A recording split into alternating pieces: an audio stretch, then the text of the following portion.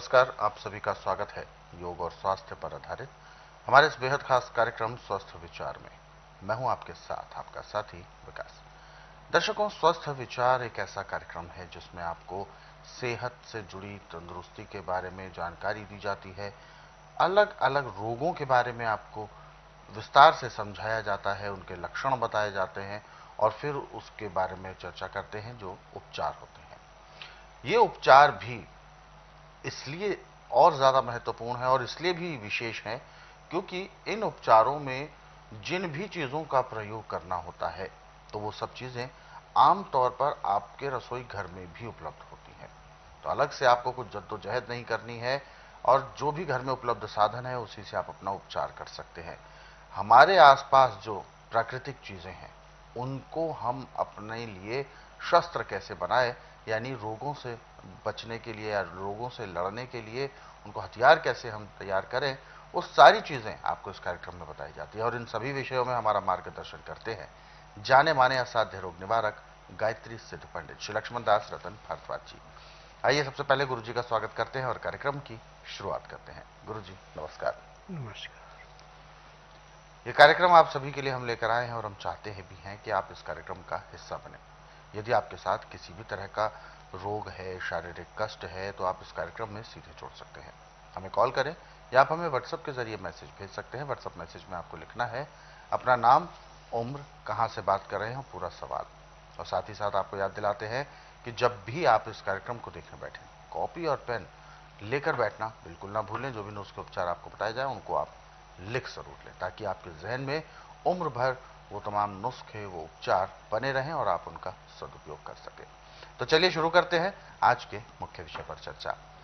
गुरु जी, आज के इस अंक में हम एक ऐसे फल की बात करेंगे जिसमें ना तो छिलका होता है और ना ही बीज, और औषधि के लिए वो सबसे महत्वपूर्ण होता है, जिसे कहते हैं हम शहतूत। शहतूत हालांकि आमतौर पर बाजारों में बिकता नहीं है, ये एक सामान्य है, बच्चे इसे बहुत तोड़ तोड़ के खाते हैं बड़े चाव से, खट्टा मीठा एक ऐसा। लेकिन ये औषधि कैसे है, किन किन चीजों के लिए लाभ करती है, विस्तार से हम आपसे जानना चाहेंगे। देखिए, एक बीजू शहतूत होता है, एक कलमी शहतूत होता है। कलमी शहतूत की लंबाई 1 इंच से लेकर 2.5 इंच तक होती है और बीजू या शहतूत है उसकी आधा पौना इंच लंबाई होती है। रंग में भी 2 हैं ये। अच्छा। एक सफेद, एक काला।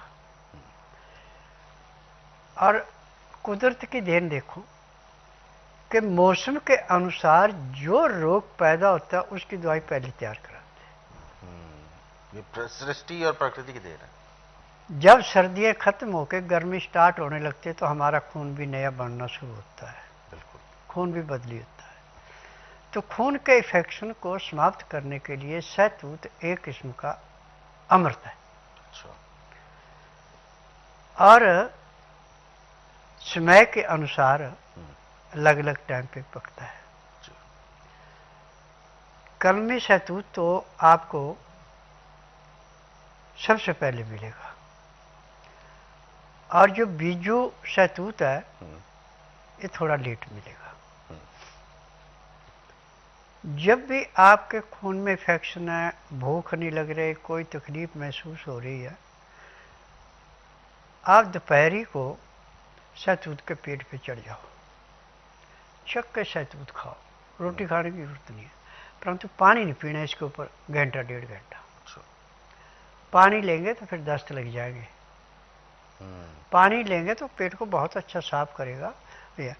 और इसका बीज गोल होता है, छोटा होता है और ये बीज नुकसान नहीं करता कहीं भी। अच्छा। ये साथ खाया जाता है। वैसे कई तो इसका जूस ही निकाल कर पीते हैं। जब इसका बीज साथ में जाता है तो अंदर लाभ ज्यादा होता है। अच्छा। ये आंतों को भी ऐसे खुशता है जैसे बड़े गंदे बर्तन को धोने में रेता और साबुन लगाकर उसको रूट के साफ करते, ऐसे अंतों को साफ करता है। जितने हमारा पाचन शक्ति मजबूत होगी उतनी आंतें साफ होंगी। जब हमारी पाचन शक्ति मजबूत नहीं तो आंख से काम कहाँ से करें। तो जिनका लीवर कमजोर है उसको तीव्र करने के लिए, जिनकी पैंक्री कम इंसुलिन बना रही उससे पूरी इंसुलिन बनाने के लिए, जिनका पित्ता कम काम कर रहा है, तेजाब बढ़ता जा रहा है, उसको नॉर्मल करने के लिए, और गुर्दे के पास जाके तीनों चीज़ों को लग लग कराने में एक किस्म का राजमिस्त्री का काम भी करता है।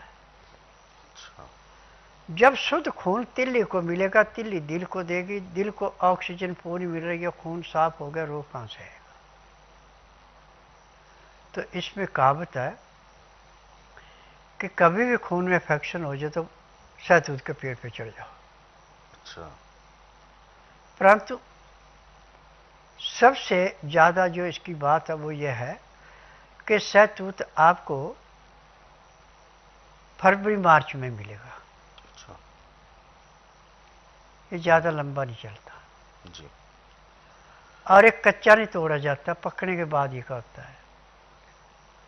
जो है आपका कलमी शहतूत, ये खट्टा कम होता, मीठा ज़्यादा होता है। और जो अपने बीजू शहतूत हैं, ये कच्चे खट्टे होते हैं, पकने पे बड़े मीठे होते हैं। और इनकी एक विशेषता और है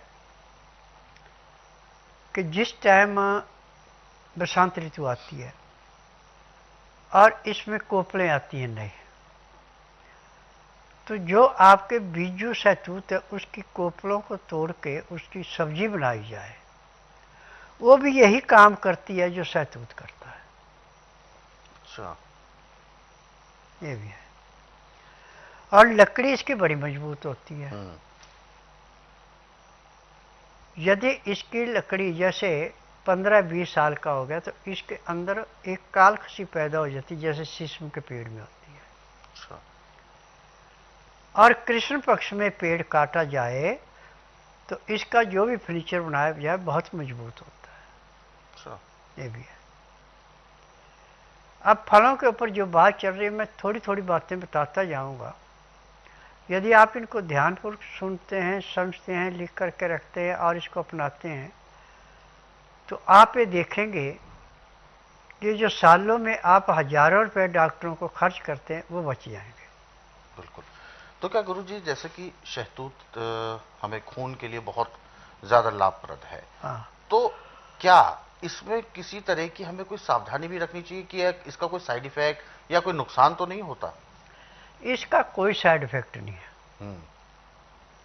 जब भी आप शहतूत खाएं तो उसके बाद 1.5-2 घंटे तक पानी नहीं पीना, बस इतनी सावधानी। अच्छा, ये सावधानी जरूर रखें। हाँ। और शहतूत खा के यदि आपने पानी पी लिया तो आपको दस्त लगे उतना लाभ नहीं होगा। फिर वो जो खा के अंदर निकल उसने जाए। काम करना वो दस्तों के द्वारा पहले साफ हो गया, वो काम होना ही नहीं। तो क्या शहतूत को हम पेट साफ करने के लिए भी प्रयोग कर सकते हैं? हाँ। जी, उसकी विधि कुछ है या किसी भी तरीके से? विधि ये है कि जब बसंत ऋतु में इसमें नई कोपड़े आती है तो इसके नर्म पत्ते कोपड़े तोड़ के सब्जी बना लो। अच्छा। अब इस सब्जी को चाहे आप रोटी के साथ खाओ चाहे ऐसे खा लो, उसमें आपने ज़्यादा चीज़ें नहीं डालनी, छौंक नहीं लगाना। इसमें हल्दी, सिंधा या काला नमक, काली मिर्च, हल्दी, ये 4 चीज़ें तो जरूर डालनी है। फिर आपको टेस्ट चाहिए तो आप बड़ी इलायची, दालचीनी, सौंठ, जीरा, सौंफ, ये सारी चीज़ें पीस के रख सकते हैं और जब खाने लगे तो उसमें मिला सकते हैं। छौंक नहीं लगाना। छौंक लगाने के बाद उस चीज़ की तकसीर बदल जाती है जिसको छौंक लगाया, और ऐसे लेते उससे तकसीर नहीं बदलती। और यदि आपको चिकनाहट खाने का शौक ज़्यादा है तो गर्म गर्म सब्जी के अंदर आप घी पिघला करके गाय का डाल लें तो वो भी आपको अमृत जैसा काम करेगा। परंतु यदि घी के अंदर आपने लहसुन, प्याज या मसाला भून के उसको लगाया तो उल्टा नुकसान करेगा। अच्छा, तो नुकसान भी कर सकता है। बिल्कुल। तो दर्शकों, वास्तव में हम जो भी बातें आपको बताते हैं ये हम सभी के लिए बहुत ज़रूरी होती हैं, क्योंकि हम बहुत प्रयास भी अगर करें कि अपने शरीर को हमने ठीक रखना है, लेकिन फिर भी कहीं ना कोई चूक हो ही जाती है। परंतु अगर चूक हुई है तो उसका समाधान भी आपके पास होना चाहिए। जैसे कोई भी फल है, कोई भी सब्जी है, उसका खाने की एक विधि होनी चाहिए, होती है, जो उसका पता होना चाहिए हम सभी को। क्योंकि जितना वो लाभ देने के लिए तैयार है, वो पूरा लाभ हमें मिले, इसके लिए पूरी विधि के साथ उस कार्य को हमें सभी को करना चाहिए। और इसीलिए जानकारी आप सभी के पास जरूरी है होना। इसीलिए हम ये कार्यक्रम लेकर आते हैं, ताकि आप इस कार्यक्रम के जरिए अपनी ज्ञान वृद्धि कर सके और अपने आप को हर प्रकार के रोगों से मुक्त रख सके। और दर्शकों, यदि आप इस कार्यक्रम से जुड़ना चाहते हैं, कोई भी सवाल आपके जहन में है आपके शारीरिक कष्टों को लेकर, तो आप हमें कॉल करें या आप हमें व्हाट्सएप के जरिए मैसेज भेज सकते हैं। व्हाट्सएप मैसेज में आपको लिखना है अपना नाम, उम्र, कहां से बात कर रहे हैं और पूरा सवाल। तो चलिए आगे बढ़ते हैं और जो दर्शक हमारे साथ जुड़े हुए हैं लाइन पर, आइए शामिल करते हैं कार्यक्रम में। हेलो। हेलो जी नमस्कार। नमस्कार जी। क्या सर शुभ मेरी नाम है मदर है, आपका? राजदीप सिंह है, पंजाब तो बोल रहा जलंधर तो जी। जी थोड़ा सा तेज बोले, आपकी आवाज कम आ रही है। बताइए सवाल अपना। मेरी मदर है, मेरी मम्मी मेरी, उसकी उम्र है 80 साल। जी। उनके दोनों गुर्दे जो श्रिंक हो गए ना, पिटनी ते 6.5 करैक्टे ते वो डॉक्टर ने जवाब दिता इनके 6 में डेल्फिन करवा रहे उस वक्त। खाते पीते नहीं काम खाते। आप बाबा से पूछना था कि आपके पास आओगे फॉलो हो जाएगा इसका। आपकी जो आवाज है बहुत ज्यादा कम आ रही है।